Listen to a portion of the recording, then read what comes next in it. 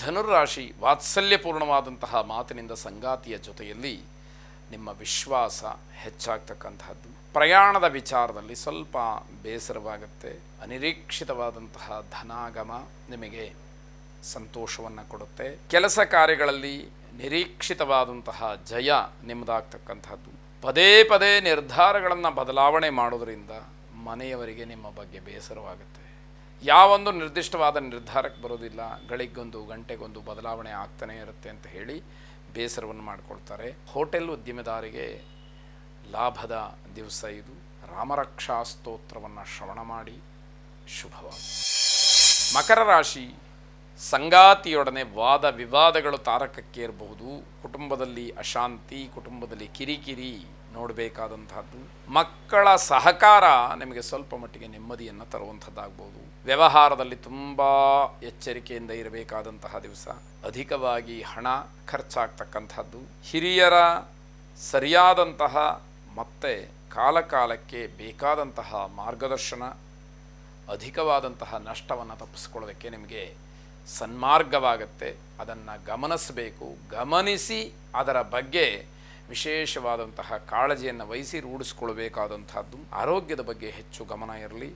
ಮೂಲವ್ಯಾಧಿ ಸಮಸ್ಯೆ ಇರತಕ್ಕಂಥವ್ರಿಗೆ ಹೆಚ್ಚಿನ ತೊಂದರೆಯಾಗತಕ್ಕಂತಹ ದಿವಸ. ವಿಷ್ಣುತ್ರಯೀ ಮಂತ್ರವನ್ನು ಶ್ರವಣ ಮಾಡಿ ಶುಭವಾಗಿ. ಕುಂಭರಾಶಿ, ನಿಮ್ಮ ವಿರೋಧಿಗಳೇ ನಿಮಗೆ ಆಶ್ಚರ್ಯವಾಗುವಂತಹ ರೀತಿಯಲ್ಲಿ ನಿಮಗೆ ಬೆಂಬಲವನ್ನು ನೀಡುತ್ತಾರೆ. ಇದು ಅನುಭವಕ್ಕೆ ಬಂದ ನಂತರದಲ್ಲಿ ಸತ್ಯ ಏನು ಅಂತ ಹೇಳಿ ಗೊತ್ತಾಗುವಂಥದ್ದು. ಬಹಳ ನಿರಾಳವಾಗಿ ನಿಮ್ಮ ಸಮಸ್ಯೆಗಳನ್ನು ಪರಿಹಾರ ಮಾಡಿಕೊಳ್ತೀರಿ.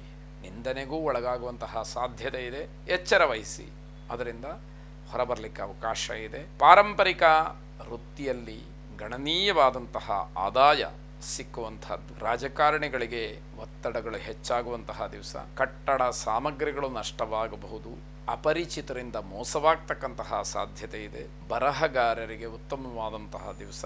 ಶಂಕರನಾರಾಯಣನನ್ನು ಪ್ರಾರ್ಥನೆ ಮಾಡಿ ಶುಭವಾಗಿ. ಕೊನೆಯದಾಗಿ ಮೀನರಾಶಿ, ಈ ದಿವಸ ಸಂಗಾತಿಯ ಜೊತೆಯಲ್ಲಿ ವಿರಸ ಉಂಟಾಗತ್ತೆ. ಅವರು ಹೇಳಿದ್ದು ನಿಮಗಾಗಲ್ಲ, ನೀವು ಹೇಳಿದ್ದು ಅವರಿಗಾಗಲ್ಲ. ಹೀಗೆ ಅಭಿಪ್ರಾಯ ಭೇದದಿಂದ ವಾದ ವಿವಾದಗಳು, ಚರ್ಚೆಗಳು ತುಟ್ಟ ತುದಿಯನ್ನು ತಲುಪಿ ಕೊನೆಗೆ ಸಮಸ್ಯೆಗಳನ್ನು ಮಾಡಿಕೊಂಡು ಮಾತಿಗೆ ಮಾತನ್ನು ಬೆಳೆಸಿ ಮಾತನ್ನು ಬಿಡೋದಕ್ಕೆ ಅವಕಾಶಗಳಾಗಬಹುದು. ಅಧಿಕಾರ ಪ್ರಾಪ್ತಿಯಲ್ಲಿ ಕಿರಿಕಿರಿಯಾಗಬಹುದು. ಸಹೋದ್ಯೋಗಿಗಳಿಂದ ತೊಂದರೆ ಸಮಸ್ಯೆಗಳು ಉಂಟಾಗ್ತಕ್ಕಂಥದ್ದು. ಆದಾಯಕ್ಕಿಂತ ಖರ್ಚು ಹೆಚ್ಚು. ಹೊಸ ಯೋಜನೆಗಳು ಕೈಗೊಳ್ಳತಕ್ಕಂಥದ್ದು. ಹೀಗೆ ಒಂದು ಒಳ್ಳೆಯದು, ಒಂದು ಕೆಡಕು, ಒಂದು ಸುಖ ಮತ್ತೊಂದು ದುಃಖ ಅನ್ನುವ ರೀತಿಯಲ್ಲಿ ಹಲವಾರು ಫಲಗಳನ್ನು ನೋಡ್ತೀರಿ. ಕುಟುಂಬದ ವಿವಾದಗಳಲ್ಲಿ ರಾಜಿಯಾಗ್ತಕ್ಕಂಥದ್ದು ಮುಖ್ಯವಾಗುತ್ತೆ. ನ್ಯಾಯವಾದಿಗಳಿಗೆ ತಮ್ಮ ಕಾರ್ಯಕ್ಷೇತ್ರದಲ್ಲಿ ಮುನ್ನಡೆ ಇರತಕ್ಕಂಥದ್ದು. ಮಕ್ಕಳ ವಿಚಾರದಲ್ಲಿ ವಾದ ವಿವಾದಗಳು ಏರ್ಪಟ್ಟು ತುಂಬ ಬೇಸರವಾಗುತ್ತೆ. ಮಕ್ಕಳ ಜೊತೆ ಆರ್ಗ್ಯೂ ಮಾಡಬೇಕಾಗತ್ತೆ. ಇದು ಕಷ್ಟದ ಕೆಲಸ. ಗುರು ಪ್ರಾರ್ಥನೆಯನ್ನು ಮಾಡಿ ಶುಭವಾಗಿ.